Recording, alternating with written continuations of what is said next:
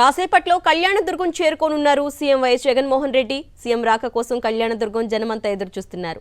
అభిమాన నేతకు గ్రాండ్ గా వెల్కమ్ పలికేందుకు కొల్లపురమ్మ టెంపుల్ రోడ్కు భారీగా జనం వైఎస్ఆర్సీపీ శ్రేణులు తరలివచ్చారు. దీంతో కళ్యాణదుర్గం కొల్లపురమ్మ టెంపుల్ రోడ్డు జనసంద్రమైంది. వైఎస్ జగన్ మళ్లీ సీఎం కావాలని ప్రజలు కోరుకుంటున్నారని అనంతపురం వైఎస్ఆర్సీపీ ఎంపీ అభ్యర్థి శంకర్ నారాయణ అన్నారు. చంద్రబాబు హామీలను ప్రజలు నమ్మే పరిస్థితి లేదని విమర్శించారు. సీఎం జగన్ పై నమ్మకంతో ప్రచార సభలకు ప్రజలు తరలివస్తున్నారంటున్న శంకర్ నారాయణతో మా correspondent Siva Reddy face to face.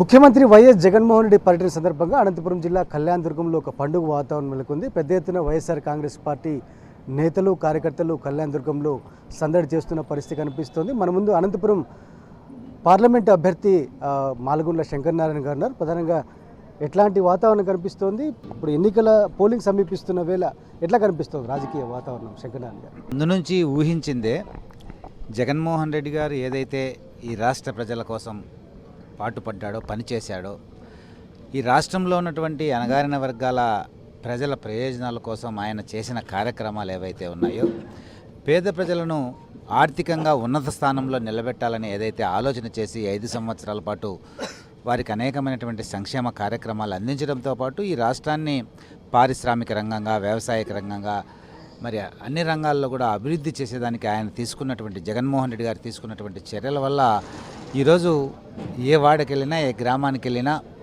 ఏ పట్టణానికి వెళ్ళినా ప్రజలందరూ కూడా స్వచ్ఛందంగా జగన్మోహన్ రెడ్డి గారిని ముఖ్యమంత్రిని చేసుకోవాలనే ఒక ఆలోచనతో మమ్మల్ని అందరినీ కూడా స్వాగతిస్తూ, మరి ప్రత్యేకంగా జగన్మోహన్ రెడ్డి గారి సభలు ఏవైతే ఉన్నాయో, కార్యక్రమాలు ఏవైతేనో వాటికి మరి విరివిగా వేలాదిగా తరలి రావడానికి స్వచ్ఛందంగా వాళ్ళే ముందుకు వస్తున్నారు.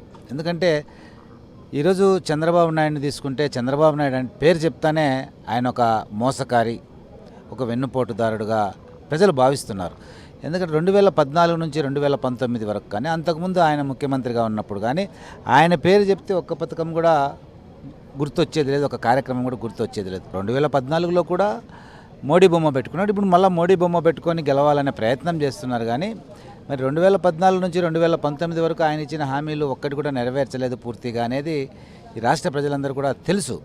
ఆయన చేసిన మోసానికి బలైపోయి ఉన్నారు.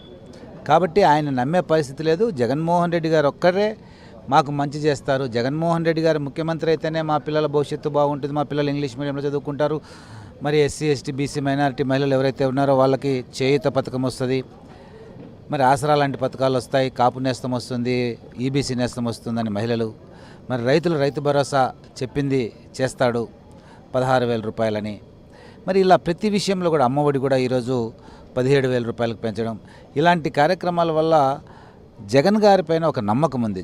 జగన్ గారు అంటే ఒక నమ్మకం, చంద్రబాబు అంటే ఒక మోసం, దగా, ఒక వెన్నుపోటుదారుడనే ఒక భావన ప్రజల్లో ఉంది. తప్పుకోకుండా రాష్ట్ర ప్రజలందరూ కూడా జగన్మోహన్ రెడ్డి గారిని ఆశీర్వదిస్తారు.